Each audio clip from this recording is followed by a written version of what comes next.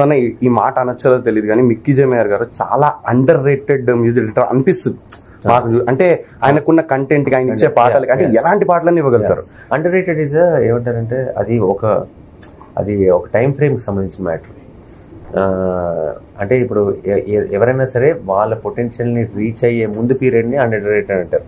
అంటే దాని అర్థం underrated is a good sign because tomorrow it's going to be ఆ పొటెన్షియల్ ని రీచ్ అవ్వబోయే స్పేస్ కాబట్టి అది. అంటే అది ప్రీలూడ్ అనమాట, వాళ్ళు అనుకుంటున్న దాన్ని రీచ్ అయ్యేది. సో మిక్కీ కూడా తన పొటెన్షియల్ ని రీచ్ అవ్వబోయే ప్లేస్ లో ఉన్నాడు కరెక్ట్ గా. And I'm sure Shyam Singh Roy కూడా దాంట్లో పెద్ద హిట్ అవుతుందని అనుకుంటున్నాను. డెఫినెట్లీ అంటే ఇప్పుడు ఆ విజువల్స్ కానీ ఏదైనా చూస్తే మా లిరికల్ వీడియోలో అంటే మీరు ఒక పెద్ద లీడర్ లాగా అట్లా అనిపిస్తుంది అనమాట. దానికి మీరు ఎంత ప్రిపేర్ అయ్యారు? అంటే బ్యాక్గ్రౌండ్ వర్క్ డెఫినెట్లీ చేసే ఉంటారు లుక్ వైజ్ కానీ, అండ్ మీకెంత కష్టమైంది అది?